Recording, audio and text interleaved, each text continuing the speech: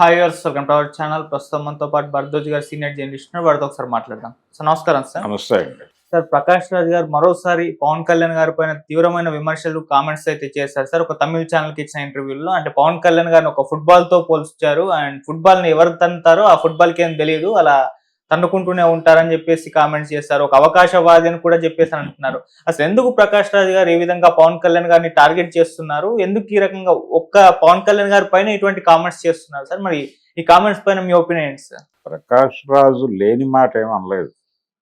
చాలా మందికి ఉన్న అభిప్రాయమే ఆయన ప్రకటించాడు, అంతకు మించి ఏమీ లేదు.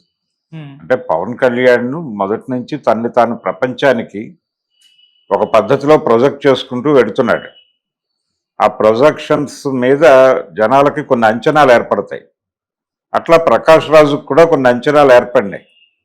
ప్రకాష్ రాజుకి ఏర్పడిన అంచనాలు చాలా మందికి ఏర్పడ్డాయి, ఒకళ్ళు కాదు. నేను చాలా మందిని చూసా. ఇప్పుడు ఆయన కాంపౌండ్లో ఆయనే చెప్పినట్టుగా ఆయన ఒక దశలో గద్దర్ అన్నాడు. గద్దర్తో మాట్లాడాడు. కొంత లెఫ్ట్ మూమెంట్ పట్ల ఆయన అనురక్తితో ఉన్న సందర్భాలు ఉన్నాయి. ఆయన చెగువేరా అనేవాడు. యాక్చువల్గా చెగువేరా సిద్ధాంతం ఏమిటి? విప్లవకారుడు ఒక ప్రాంతానికి ఒక వ్యవహారానికి పరిమితం కాకూడదు, వాడు నిరంతరం అంటే విప్లవాన్ని ఎగుమతి చేయటం అనేది ఆయన ప్రోగ్రాం. ఒక దేశంలో విప్లవం విజయవంతం అయిపోయిన తర్వాత ఈ అనుభవం తీసుకుని వీళ్ళు అంటే ఇమ్మీడియట్గా ఇక్కడ రాజ్యాధికారంలోకి వచ్చేసామని చెప్పి తృప్తి పడకుండా ఈ విప్లవాన్ని ప్రపంచవ్యాప్తం చేస్తే తప్ప ఇది నిలబడదు. పక్కన ఇలాంటి సమాజమే ఉండి మనం ఇక్కడ విప్లవం సాధిస్తే రేపో ఎల్లుండో దాని ప్రభావం ఇక్కడ పడి ఇది పోవచ్చు. అందుకని ఈ విప్లవాన్ని ఎగుమతి చేయటం అనే కాన్సెప్ట్తో ఆయన క్యూబాలో యుద్ధం జరిగిపోయి అక్కడ సక్సెస్ అయిపోయిన తర్వాత కూడా ఆయన వెళ్ళిపోయాడు, అక్కడేం నిలబడలేదు. వెళ్ళిపోయిన తర్వాత ఇంకొక చోట కదా ఆయన చనిపోయింది. ఇలా ఒక స్పిరిట్తో ట్రావెల్ అయినటువంటి జీవితం అది నాకు ప్రేరణ అని చెప్పాడు. చెప్పి బలంగా ఆర్గ్యూ చేయటం మాత్రమే కాదు, ఆయన సినిమాల్లోనూ అక్కడ ఇక్కడ చెగువేరా ఇవి ఉంటాయి. అలాగే ఈ మధ్య ఆయన చెప్పుకున్నట్టుగా ఒక వేదిక మీద, గేమ్ చేంజర్ వేదిక మీద ఆయన మాట్లాడాడు పవన్ కళ్యాణ్. ఏది ఎవరి గురించి మాట్లాడాడు? ఆయన అజయ్ సూర్య గురించి మాట్లాడుతూ ఖుషి వాళ్ళిద్దరూ కలిసి చేసినటువంటి ఒక బ్లాక్ బస్టర్ సినిమా, అద్భుతమైన విజయం సాధించిన సినిమా. ఆ సినిమాలో అప్పుడే భారతదేశంలోకి ప్రవేశించినటువంటి నూతన ఆర్థిక విధానాల మీద విమర్శ చేస్తూ ఒక పాట ఉంటుంది, ఒక దేశభక్తియుతమైనటువంటి గీతం. దాని బ్యాక్గ్రౌండ్లో దేశం ఇలా అయిపోబోతోంది అని ఒక చిన్న కల్పన చేస్తూ చిన్న స్ట్రీట్ ప్లే లాంటిది చేస్తూ ఆ షార్ట్స్ ఉంటాయి ఆ పాటలు. అదంతా సూర్య ఆలోచించాడా లేకపోతే పవన్ కళ్యాణ్ ప్రేరణతో ఆ సన్నివేశాలు దొరిలాయా అనేది కూడా మనకి స్పష్టంగా అర్థమైంది. ఎందుకంటే అదే సినిమా తమిళ్లో కూడా తీశారు, తమిళంలో ఇది లేదు. సో ఇది పవన్ కళ్యాణ్ ఇంటర్వ్యూన్ అయ్యి వీళ్ళిద్దరూ కలిసి కల్పించినటువంటి సన్నివేశాలు అనేది అర్థమైంది ప్రపంచానికి. సో పవన్ కళ్యాణ్ కొంత ఒక ఐడియాలజీ ఉంది అతనికి అనే అభిప్రాయం జనాలకు కలగటం మొదలైంది. ఈ క్రమంలోనే ఆయన జానీ సినిమాలో కూడా మాస్టర్జీతో పాటలు రాయించుకున్నాడు. మాస్టర్జీ లెఫ్ట్ ఉద్యమాలతో నడిచినటువంటి మనిషి. ఆయనతో పాటలు రాయించుకుని అందులో నారాజు కాకురం మా అన్నయ్య అని ఒక పాట ఉంటుంది. నవాబులు నిర్మించిన నగరంలుంటూ కులమతాల గొడవలు నీకెందుకు రన్నా అంటాడు అని పాట ఉంది. దానిలో మతోన్మాదం మీద చాలా సీరియస్గానే క్రిటిసిజం పెడతాడు. ఆయన పెట్టి కొంచెం తను కొత్తగా ఆలోచిస్తున్నాడు అనేది అనిపించేలాగా చేశాడు. ఆయన కల్పించిన అభిప్రాయాలే ఇవన్నీ. ఎవరో ఆయన మీద రుద్దిన అభిప్రాయాలు కాదు. ఆయనే తన సినిమాల ద్వారా, తన వ్యవహారాల ద్వారా, తను కలిసే వ్యక్తుల ద్వారా ప్రపంచానికి అర్థం చేయించినటువంటి వ్యవహారం. అదే ప్రకాష్ రాజుకు కూడా అర్థమై ఉంటుంది. ప్రకాష్ రాజు అతను కలిసి సినిమాలు చేశారు కదా. బద్రీ సినిమాలో వాళ్ళిద్దరూ ఒకళ్ళ మీద ఒకళ్ళు పోటీగా నటించిన సందర్భంలోని ఇంటరాక్షన్ ఉంటుంది కదా. ఆ ఇంటరాక్షన్ సందర్భంగా ఈయన అప్పటికున్నటువంటి అభిప్రాయాలు, ఈయన భావజాలం ఆయనకి వ్యక్తీకరించి ఉంటాడు కదా. ఆయనకు ఒక పిక్చర్ వచ్చి ఉంటుంది కదా ఈయన మీద. ఇలా ప్రతి ఒక్కరికి పవన్ కళ్యాణ్ అంటే ఒక ఇమేజ్ ఏర్పడిపోయింది. ఏర్పడిన తర్వాత ఈయన మళ్ళీ ఒక టర్న్ ఎటు ఆయన జనాలందరినీ కంగారు పెడుతూ వెళ్ళి మోడీని కలిశాడు 2014 ఎలక్షన్స్ కంటే ముందు. ఈయన ఒక పొలిటికల్ పార్టీ పెడుతున్నాను అని చెప్పి సోలోగా ఒక ప్రకటన చేశాడు అంతకుముందే. ఈ ప్రకటన చేసినప్పుడు కూడా ఆయన లెఫ్ట్ ఐడియాలజీతో ముందడుగు వేస్తాడు అని చాలామంది అనుకున్నారు. ఆయన ఆ ధోరణిలోనే మాట్లాడాడు. ఇంకా డయాస్ మీద ఎవరో ఉండరు, ఆయన ఒకడే ఎక్కి మాట్లాడేసి దిగి వెళ్ళిపోతాడు అంతే. ఇలా ఒక 2 మీటింగ్స్ నడిచినాయి. పవనిజం అనేటువంటి ఒక పుస్తకం మార్కెట్లోకి వచ్చింది. ఆయన అనుమతితోనే వచ్చింది అది అనేది అందరికీ తెలిసిన విషయం. ఇలా మొదలై ఆయన నెమ్మదిగా వెళ్ళి నరేంద్ర మోడీని కలిసి నరేంద్ర మోడీ అంతటి అద్భుతమైన నాయకుడు లేడు అని చెప్పడం చాలామందిని గాయపరిచింది. అంటే ఆయన మీద అభిప్రాయాలు, నేను ఈ అభిప్రాయాలు కల్పించానా మీకు, నేను అది కల్పించుకోవడం మీ భ్రమ అని ఆయన కోప్పడొచ్చుగాక పవన్ కళ్యాణ్. కానీ ఆయన అలా నరేంద్ర మోడీని కలిసి ఉంటే సరిపోయేది, కానీ ఆయన అక్కడితో ఆగలేదు. ఒక అడుగు ముందుకేసి ఆయన్ని ఈ దేశానికి విముక్తి ప్రసాదించడానికి వచ్చినటువంటి ఒక అతీత శక్తి పంపించిన దైవదూత, అంటే దాదాపు ఆయన్ని దేవదూతగానే మాట్లాడేశాడు. ఆ తర్వాత తానే దైవము అని కూడా అనేసుకున్నాడు ఆయన. అదొక ధోరణి. ఇలా పవన్ కళ్యాణ్ గారు ఓపెన్ అయ్యాడు. ఓపెన్ అయ్యి 2014 ఎలక్షన్స్లో ఆయన బయట నుంచి మద్దతు ఇచ్చి, అంటే ఇంటర్నల్గా మద్దతు ఇచ్చి పోటీలో లేకుండా కూటమి ప్రభుత్వం ఏర్పాటులో తన వంతు కృషి చేశాడు. ఆ 3 పార్టీలు కలిసే ఎన్నికలకు వెళ్ళాయి, జనసేన, బీజేపీ, టీడీపీ. ఆ తర్వాత 2019 ఎలక్షన్స్కి వచ్చేసరికి ఈయన ఆ 2 పార్టీల మీద విమర్శ చేశాడు. నరేంద్ర మోడీ మీద విమర్శలు చేశాడు, అలాగే చంద్రబాబు అండ్ లోకేష్ మీద విమర్శలు చేసి తీవ్రమైన ఘాటు విమర్శలు గుంటూరు జిల్లాలోనే చేసి ఆయన లెఫ్ట్ పార్టీలతో కలిసి ఎన్నికలకు వెళ్ళాడు. ఇదొక యూటర్న్.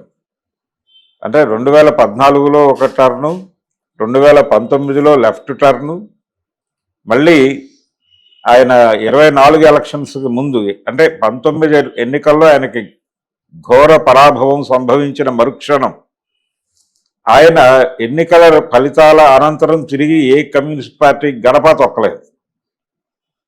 అదొక విచిత్రం.